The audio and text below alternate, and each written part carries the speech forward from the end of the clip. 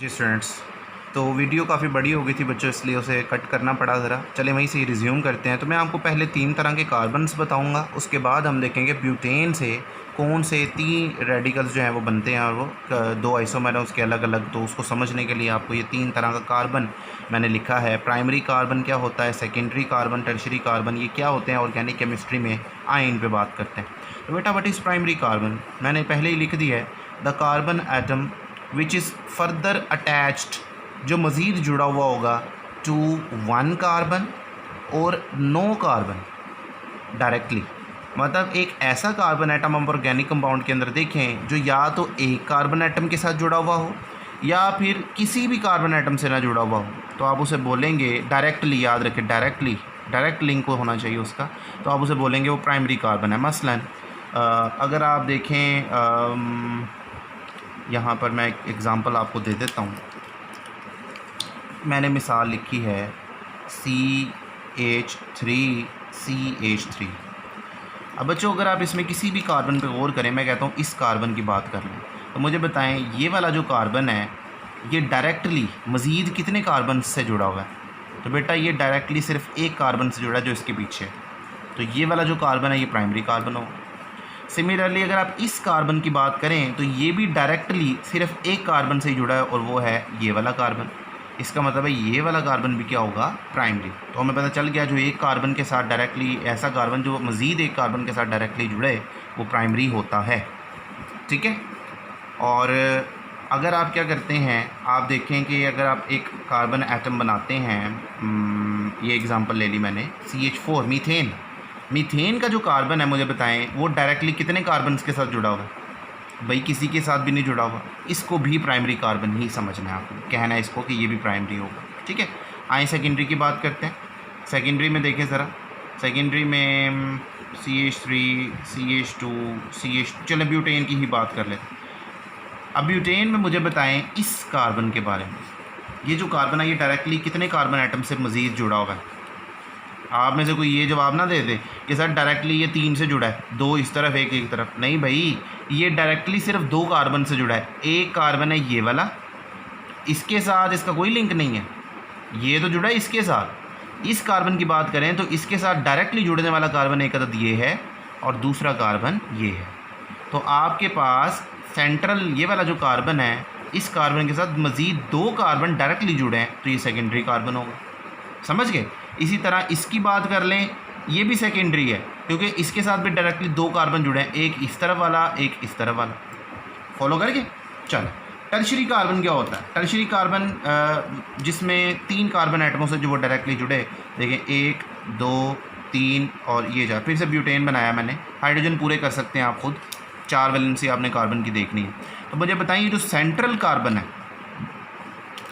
ये central carbon कितने hydrogen से जुड़ा है? 3 से डायरेक्टली। एक ये वाला इससे जुड़ा है, एक इससे जुड़ा है और एक इससे जुड़ा है, तो 3 कार्बन आइटम से ये डायरेक्टली जुड़ा है, तो ये एक टर्शरी कार्बन होगा। ठीक है। चलें आए उस तरफ चलते हैं, अपने मेन गोल की तरफ। चलें जी, पहले बात करते हैं एन ब्यूटेन की। तो मुझे बताएं एन ब्यूटेन जो है इसके अंदर हमने हाइड्रोजन्स को माइनस करना है और अल्काइल ग्रुप्स बनाने हैं। कितनी तरह की पोजीशंस आपको अवेलेबल हैं हाइड्रोजन निकालने के लिए? जितनी पोजीशंस होंगी उतने ही अल्काइल रेडिकल बनेंगे। तो बच्चे इसके अंदर 2 पोजीशंस हैं, 4 नहीं समझ लेना, क्योंकि बेटे ये वाले जो 2 कार्बन हैं टर्मिनल, ये वाला और ये वाला, ये दोनों एक ही पोजीशन है। अगर आप इस तरफ से निकालें तब भी टर्मिनल पोजीशन होगी, इस तरफ से निकालें तब भी टर्मिनल, पहली पोजीशन है दोनों तरफ से। और दूसरा कार्बन कौन सा है? दूसरी पोजीशन है बेटा ये वाली। ये दोनों भी सेम पोजीशन है, क्योंकि इधर से देख लें आप दूसरे नंबर पर आता है, उधर से देख लें ये भी दूसरे नंबर पर ही आता है। इसका मतलब हुआ आप हाइड्रोजन या तो टर्मिनल पोजीशन से निकाल सकते हैं तो अल्काइल ग्रुप बनेगा, या आप सेंटर में से किसी कार्बन से भी निकाल दें तो एक अल्काइल ग्रुप बनेगा। तो टोटल 2 अल्काइल ग्रुप पॉसिबल हैं। तो देखें जी, 2 हम वो ड्रॉ कर लेते हैं। तो पहले हम टर्मिनल कार्बन से हाइड्रोजन निकलवाते हैं, से मैं इससे निकलवाने जा रहा हूँ। तो देखें क्या बनेगा, CH3 CH2 CH2, और जो आगे CH3 था उसमें से एक हाइड्रोजन निकल गया तो वो भी CH2 बन गया और उसका बॉन्ड फ्री। इसी तरह नीचे अगर आप देखें हम सेंट्रल में से अब कहीं से निकालते हैं, से मैं यहाँ से निकालता हूँ, इसको कुछ नहीं कहना। तो देखें ज़रा क्या होगा, CH3 CH2, ये वाला अब CH2 नहीं रहा, ये बन गया CH। इसके ऊपर ब्रांच लग गई है, मैं नीचे बना लेता हूँ क्योंकि ऊपर जगह नहीं ना, उसके साथ मिक्स ना हो जाए। ये देखें, ये बॉन्ड फ्री हो गया। आगे वाला CH3 को कोई फ़र्क नहीं पड़ा। ठीक है, अब इनके नाम रखने की बारी है, तो आए देखते हैं ज़रा किस तरह से हम इसको नाम देंगे। तो बेटा दोनों के दोनों ब्यूटेन से बने हैं, तो इसलिए कहलाएंगे तो ब्यूटाइल। आप देखिए नाम रखने में किस तरह का सीक्वेंस। बेटा ये तो स्ट्रेट चेन वाला ब्यूटाइल है, इसको बोलेंगे एन ब्यूटाइल। क्या बोलेंगे? नॉर्मल ब्यूटाइल, एन ब्यूटाइल, ये इसका नाम हो गया। नीचे वाले को क्या नाम देना है? अब आप अगर कोई बोलेंगे सर देखें उसकी वो ब्रांच लगी हुई है तो इसको आइसो कह दें, तो बेटा मैं आपको याद करवाना चाहूँगा, मैंने आपको बताया था कि आप आइसो की टर्म कब यूज़ कर सकते हैं। आइसो की टर्म आप सिर्फ तब यूज़ कर सकते हैं जब टर्मिनल पोजीशन के ऊपर 3 कार्बन वाला प्रोपाइल बन रहा हो। क्या मतलब है, मैं क्या कहना चाह रहा हूँ? तो देखिए मैं ज़रा यहाँ पे आपको ड्रॉ करके दिखा देता हूँ। तो मैं चलें हम ना यहाँ पे लिखते हैं, इधर देखें CH3 CH3 और CH3 ये मैंने बनाया, तो ये मैंने ब्यूटेन ही है। आप देखें ज़रा ये जो है यहाँ पे इस टर्मिनल पोजीशन की आप बात करें तो मुझे बताएं 3 कार्बन है कि नहीं इसके अंदर? 1 2 3। तो ये 3 कार्बन यानी टर्मिनल पोजीशन के ऊपर प्रोपाइल बन रहा है। प्रोपाइल कैसे बन रहा है देखें ना, ये CH2 अगर यहाँ लगा होता तो ये प्रोपेन होता, इसको भूल जाएं। यहाँ पे अगर मैं CH2 लगा दूँ तो ये बन जाएगा 1 2 3 कार्बन वाला प्रोपेन। लेकिन सेंट्रल कार्बन से एक हाइड्रोजन निकला हुआ है तो ये बनता है टर्मिनल प्रोपाइल। तो जब टर्मिनल पोजीशन पे प्रोपाइल बन रहा हो आप आइसो की टर्म सिर्फ तब ही यूज़ कर सकते हैं। मुझे बताएं कि यहाँ टर्मिनल पोजीशन पे बन रहा है? टर्मिनल पोजीशन यकीनन ये है। तो देखिए ना यहाँ पे ये इसमें 2 कार्बन है। कितने कार्बन है इसमें? ये लें, ये 2। तीसरा कार्बन तो नहीं है कहीं पे भी, तो टर्मिनल पोजीशन पर प्रोपाइल नहीं बन रहा, इसलिए आप इसको आइसो नहीं बोल सकते। समझ रहे हैं पॉइंट? ये मैं आपको समझा चुका हूँ। तो इसको आइसो की टर्म इस्तेमाल नहीं की जा सकती फिर, हालांकि ब्रांच तो लगी है। अक्सर बच्चे गलती करते हैं, सर ये आइसो प्रोपाइल है, भाई नहीं है आइसो प्रोपाइल, तो इसको क्या, सॉरी ब्यूटाइल। तो बेटा इसको आप फिर क्या नाम देंगे, कैसे नाम देंगे? बेटा आप अगर ऐसा केस सामने रखें तो आपको देखना ये पड़ता है कि आपका जो हाइड्रोजन आपने रिमूव किया है वो किस कार्बन से किया है। आया वो प्राइमरी, सेकेंडरी या टर्शरी कार्बन में से क्या था? तो ज़रा गौर करें, इस कार्बन एटम से हाइड्रोजन निकला है, तो ये क्या है, कौन सा कार्बन है? बेटा ये एक सेकेंडरी कार्बन है, क्योंकि ये डायरेक्टली 2 कार्बन से जुड़ा हुआ है, एक इस कार्बन से दूसरा इस कार्बन से, तो इसको बोलेंगे सेकेंडरी। तो बेटा इसका नाम सेकेंडरी की बुनियाद पर लिखा जाता है, यानी इसको आप बोलेंगे है तो ये ब्यूटाइल ही है ये ब्यूटाइल ही, लेकिन बेटे इसको बोलते हैं सेकेंडरी ब्यूटाइल और लिखते हैं SEC, sec butyl, secondary butyl मतलब। समझ आया आपको? तो ये बिल्कुल अलग चीज़, तो इसलिए मैंने कहा था समझने के लिए ये चीज़ अलग है। आए नीचे, अब ये आइसोब्यूटेन एन ब्यूटेन से यही 2 बनते थे, अब हम आइसोब्यूटेन से देखते हैं कितनी तरह के रेडिकल्स पॉसिबल हैं। तो आए ज़रा बताएं कितनी पोजीशंस आपको नज़र आ रही हैं जहाँ से हाइड्रोजन निकाला जा सकता है? तो बेटा यहाँ पर भी 2 पोजीशंस हैं, 4 नहीं समझ लेना, 3 नहीं समझ लेना। वजह क्या है? क्योंकि बेटा ये जो टर्मिनल पोजीशन है इस वक्त वो 3 है, 1 2 3, ये तीनों कोने वाले कार्बन है ना, ये इस तरफ कोना, ये भी इस तरफ। तो बेटा यहाँ तीनों में से जिस मर्ज़ी कार्बन से निकालें आपके पास एक ही केस बनेगा, और दूसरा केस क्या है, ये सेंटर वाले कार्बन से हाइड्रोजन निकलवा लो, तो आपके पास क्या हो गया, आपके पास नया अल्काइल रेडिकल, अल्काइल ग्रुप बन जाएगा। ठीक है, चलें इसमें देखते हैं जी।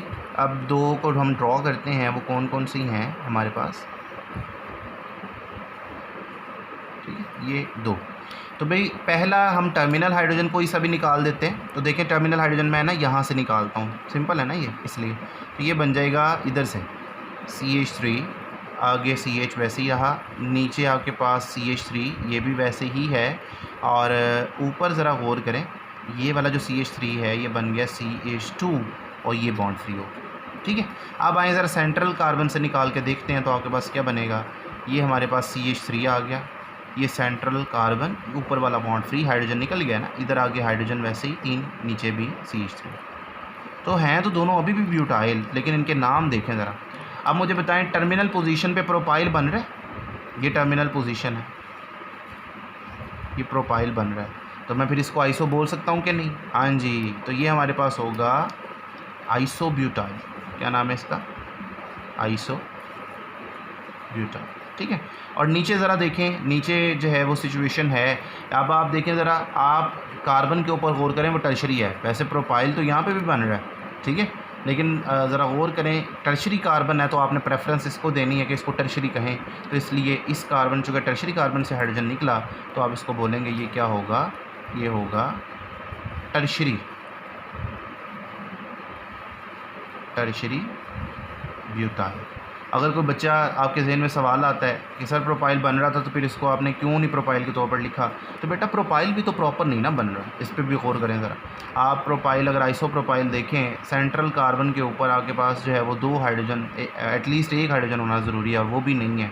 तो इसलिए फिर प्रोपाइल वाली कंडीशन यहाँ पे भी सेटिस्फाई नहीं हो रही ना, इसलिए हमने इसको टर्शरी कहना मुनासिब समझा है। जहाँ पर वो बन रहा था आइसो 1 ही हाइड्रोजन निकला था तो हम उसको प्रोपाइल ब्यूटाइल बोला हमने, क्योंकि वहाँ प्रोपाइल वाली कंडीशन लग रही थी, प्रोपाइल में से 1 हाइड्रोजन कम होना चाहिए, तो वो कम हो रहा था। ठीक, तो ये चीज़ होती है। तो बेटा ये हमारे पास डिफरेंट किस्म के अल्काइल ग्रुप्स हैं जो बनते हैं। ब्यूटाइल का केस बहुत इंपॉर्टेंट है, आपने याद रखना है। एमकैट में आपसे वो क्वेश्चन पूछता है इस हवाले से और आप परेशान हो जाते हैं, शक्लें थोड़ी बिगाड़ के देगा आगे, इस बारे में मैं आपको गाइड करता चला जाऊँगा, ठीक है।